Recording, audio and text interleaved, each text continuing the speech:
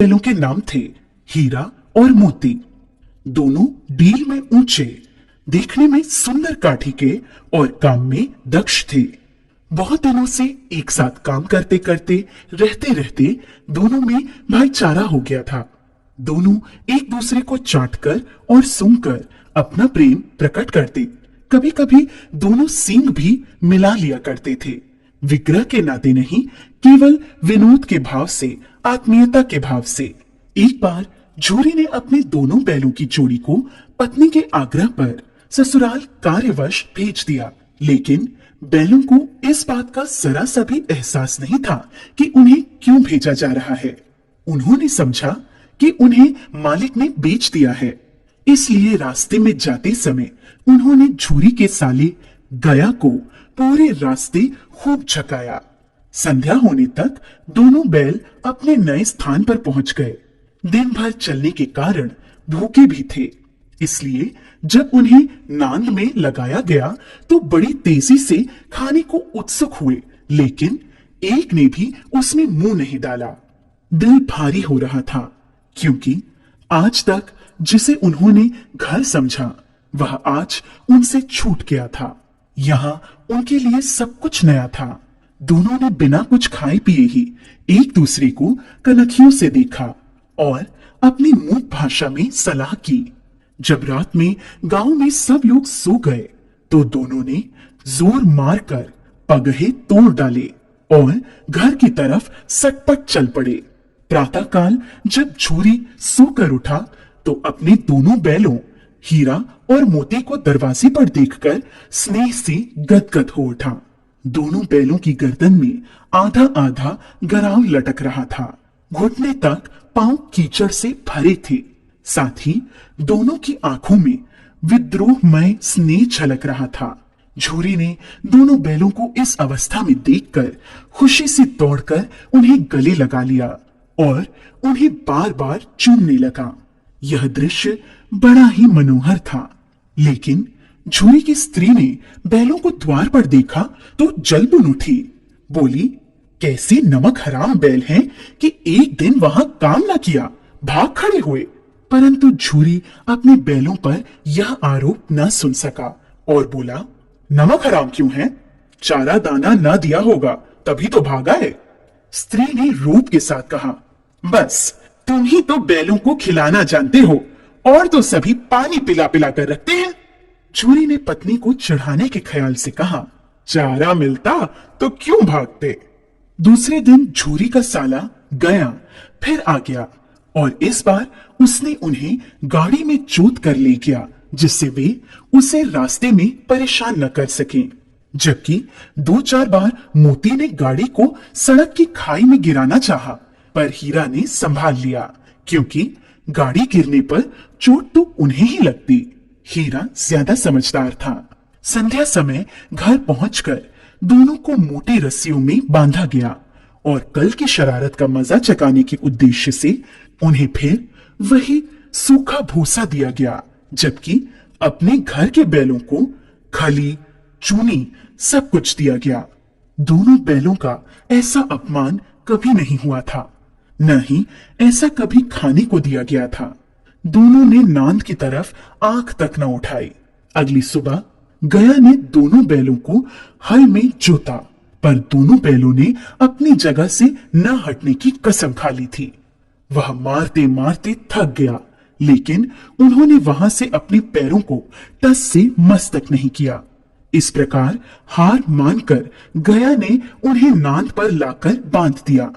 दोनों के सामने आज भी रूखा सूखा भूसा ही डाला गया। दोनों चुपचाप खड़े रहे।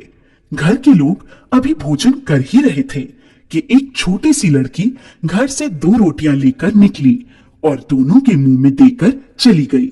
उस रोटी से उनकी भूख तो शांत होने वाली नहीं थी, लेकिन मानो दोनों के हृदय को एक अलग प्रकार की शांति मिली।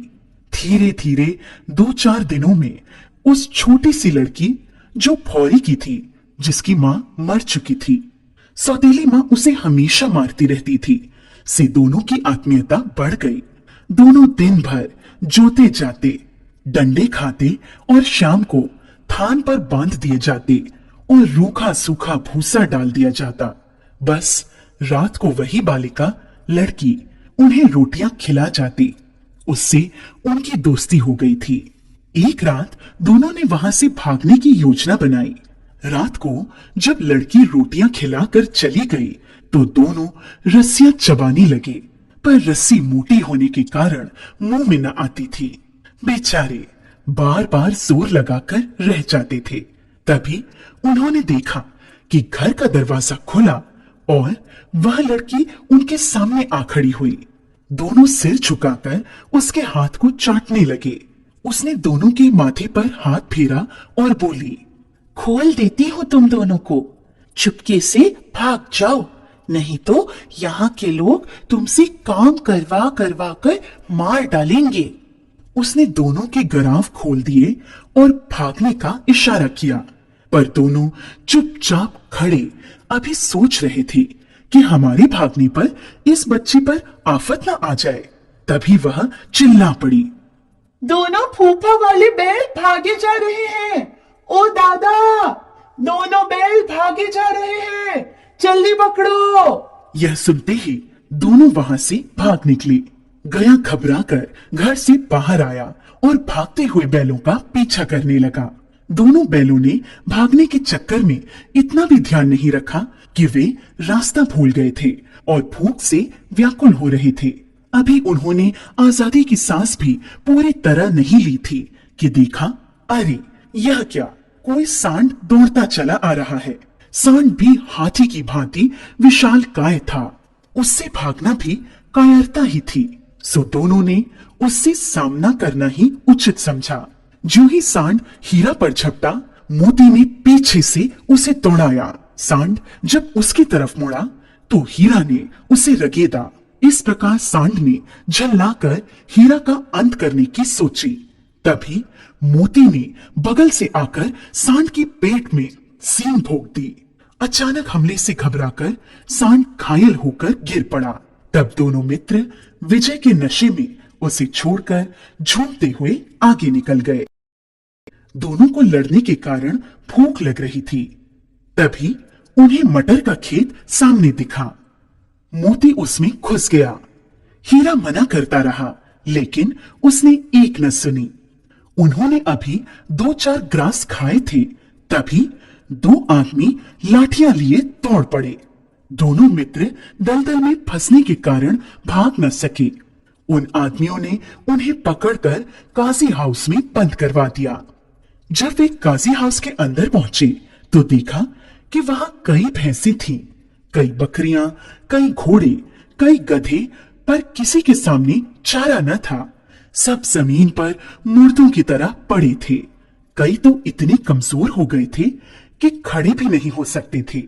सारा दिन दोनों इस आस में टकटकी लगाए देखते रहे कि कोई चारा लेकर आएगा, लेकिन जब कोई नहीं आया तो हीरा के दिल में विद्रोह की ज्वाला दहक उठी।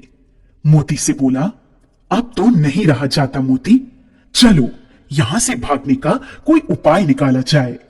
बाड़े की दीवार कच्ची थी। हीरा मजबूत तो था ही, रात का वक्त था। उसने अपने नुकीले सींग दीवार में गड़ा दिए और जोर का धक्का मारा तो मिट्टी का एक चिप्पड़ निकल आया। फिर तो उसका साहस बढ़ा और उसने दौड़ दौड़कर दीवार पर चोटें की। उसका साहस देखकर मोती ने भी उसी जगह सींग मारना प्रारंभ किया। काफी मेहनत के बाद आधी दीवार गिर गई। दीवार का गिरना था कि अधमरे से पड़े हुए सभी जानवरों में भी जान आ गई। सबसे पहले 3 घोड़ियां सरपट भागी, फिर बकरियां निकली, उसके बाद भैंसें भी खिसक गईं, पर गधे अभी ज्यों के त्यों खड़े थे। मोती ने उन्हें भी सींगों से मार मार कर बाड़े से बाहर निकाल दिया और अपने मित्र हीरा के पास बैठ गया, क्योंकि हीरा मोटी रस्सी से बंधा होने के कारण भाग नहीं सकता था। इसलिए मोती भी नहीं भागा। अगले दिन बाड़े की हालत देखकर वहां के चौकीदारों ने गुस्से में आकर हीरा और मोती की जमकर पिटाई की। अब उन्हें खाने को भी कुछ नहीं दिया जाने लगा। कुछ दिन इसी तरह बिताने पर एक दिन नीलामी हुई और उसमें एक व्यापारी ने दोनों बैलों को खरीद लिया। दोनों मित्र उस व्यापारी के साथ चल दिए। चलते चलते सहसा दोनों को ऐसा मालूम हुआ कि यह परिचित राह है। हाँ, इसी रास्ते से गया उन्हें ले गया था। वही खेत, वही बाग और वही गांव मिलने लगे। प्रति क्षण उनकी चाल तेज होने लगी। सारी थकान, सारी दुर्बलता गायब हो गई। उन्हें लगा कि यहां से अब उनका घर भी पास ही है।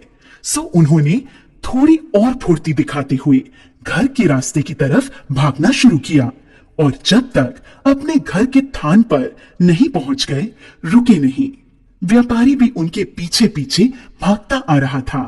झूरी द्वार पर बैठा धूप खा रहा था और अपने बैलों के बारे में ही सोच रहा था। एकाएक उसकी नजर अपने बैलों पर पड़ी।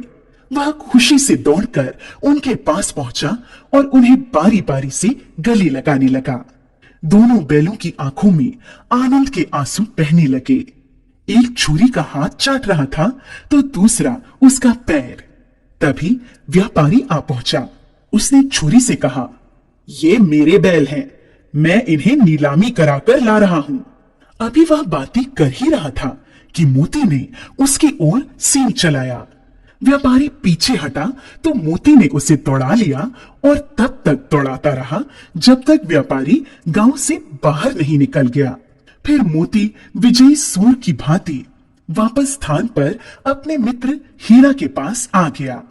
थोड़ी देर में नांदों में खली, भूसा, चोकर और दाना भर दिया गया। दोनों मित्र बड़े चाव से उसे खाने लगे।